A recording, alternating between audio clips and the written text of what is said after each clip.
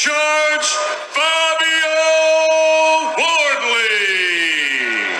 British heavyweight boxing has never been so strong, with the likes of Tyson Fury and Anthony Joshua dominating on the world stage, and it appears that the long-term future of the division is in good hands, with young prospects from all over the globe looking to establish themselves over the coming years in arguably the most iconic weight division in boxing. 25-year-old Fabio Wardley, who boasts an 8-0 professional record, including 7 KOs, and the backing of manager and fellow heavyweight star Dillian Whyte, has the potential to make waves in the boxing world.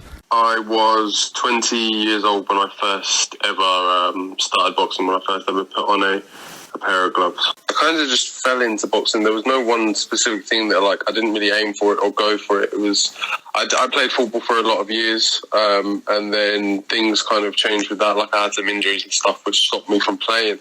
And I'd always enjoyed watching boxing and training in the gym normally kind of thing. So it would just seem interesting to go to a boxing gym and kind of try it out and see how that felt for me. And as soon as I did it, I loved it.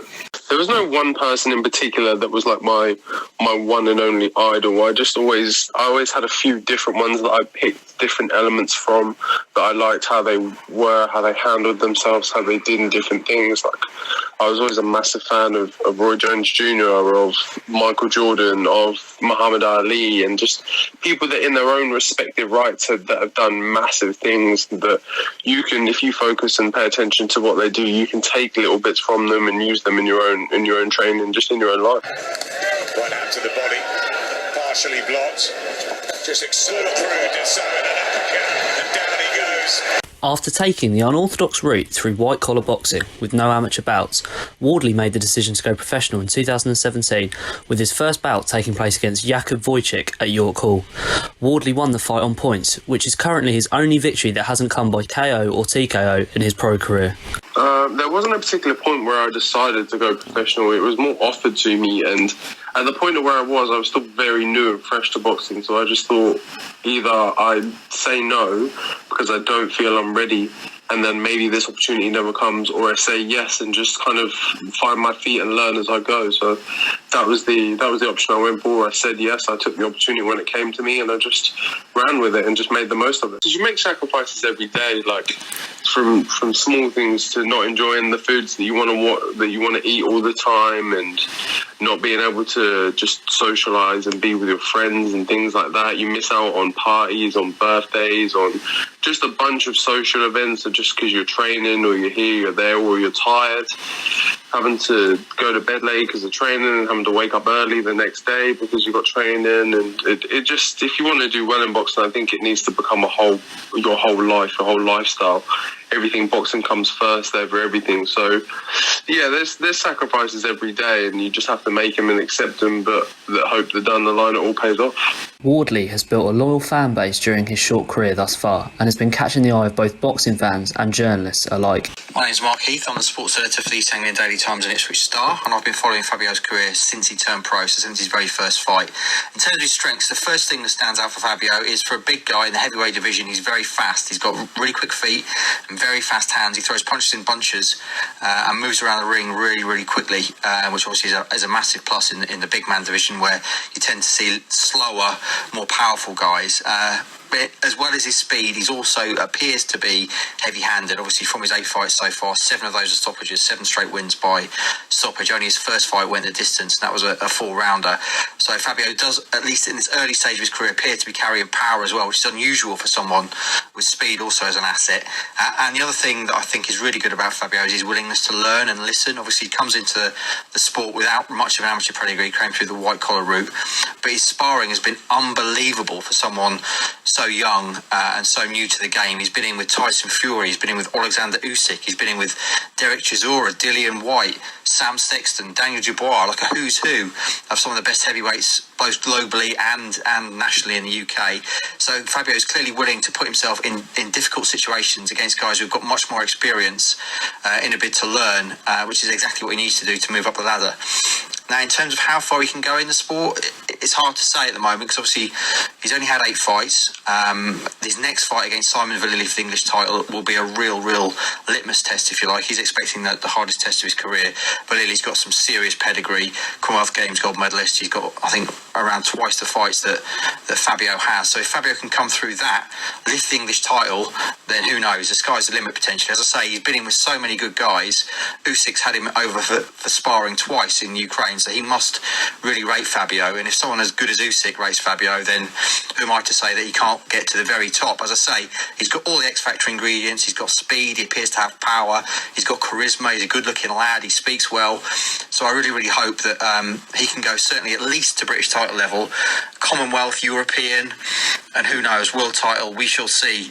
He's still young. He's still learning the craft, but I really do think he could go a long way. As I say, a lot will depend on his next fight against Simon Vallily, but I really do hope he can do it.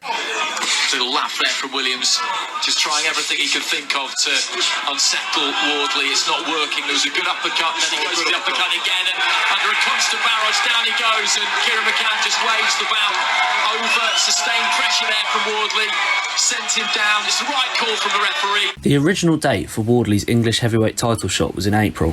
However, due to the impacts of COVID-19, the fight will now be held on August 1st under very different conditions. We are here finally, just a few weeks to go before fight week gets underway, live from the Matchroom Boxing headquarters here in Brentwood, Essex. Now, rule 1 of fight camp: no easy fights. We've made sure we get as many 50-50 fights on the card as possible. We're allowed 5 fights a night with the British Boxing Board of Control, and week 1 is a banger. Fabio Wardley against Simon Vallily for the English heavyweight title. This is a great fight. Fabio Wardley, managed by Dillian White, could be the guy that's going to break through into the scene with those British heavyweights who aren't yet on the world stage. Dave Allen, Daniel Dubois, Joe Joyce, all these guys. And I believe Fabio Wardley could be a guy that can mix with all those people. But first, Simon Vallily. How many times have we seen him in wars at cruiserweight? Moved up to heavyweight recently. He's unbeaten at heavyweight, much more comfortable at the weight. He's bang up for this. These two big boys are going to get in here and do battle, and leather is going to fly in that heavyweight fight. And he's looking to open up a little bit here, and he's just trapped on the ropes, really. Lewandowski looks to try and let that right hand go, but he's just getting beaten up here. Yeah, these are good shots going down the middle.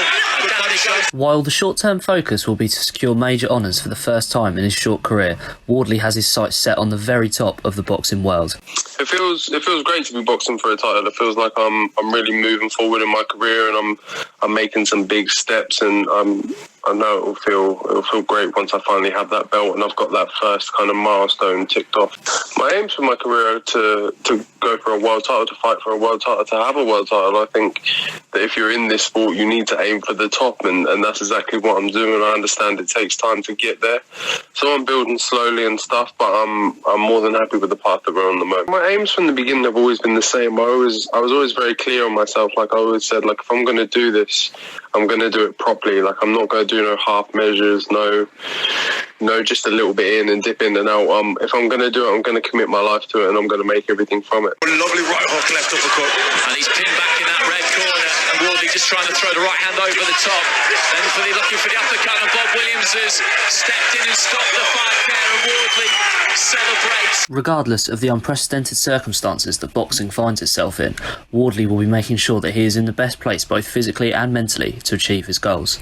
There's a combination of things when preparing for a fight. You have to make sure your head's in a good place. You have to make sure, obviously, your body's in a great place, and just that you're ready for it. That you know what challenge lies in front of you. That you've done your homework on your opponent, and you're ready to go in there and give your all. I don't feel much pressure. Like, don't get me wrong, there is pressure. Like obviously before all of the pandemic and stuff with fight nights, there's a crowd and there's a load of people there and supporting you and everything. So there is an element of pressure to it, but you just kind of have to block it all out and put it away and put it to the side, because whether you have a fight in a gym, in a ring, you're sparring or whatever, it's the same. A fight's a fight, whether there's 100 people there or one. So you need to just focus on the task in front of you. My mentality on fight night is to stay calm and focused, but ultimately, like, the win. Everything is based around the win. So you on fight night, once I'm through those ropes, once I'm in that ring, that's it. Like, No, I always say that no outcome other than a win is acceptable. Like, no losses are acceptable. I have to win this. I have to do what I've got to do. Wherever I have to dig to, wherever I've got to grit through, bite through my gumshoe and power through, that's got to be done. There's no shortcuts. With the kind of attitude and skill that Wardley has shown in his so far short career, it is no surprise that he is being touted as one of the hottest prospects in heavyweight boxing and is no doubt one to watch.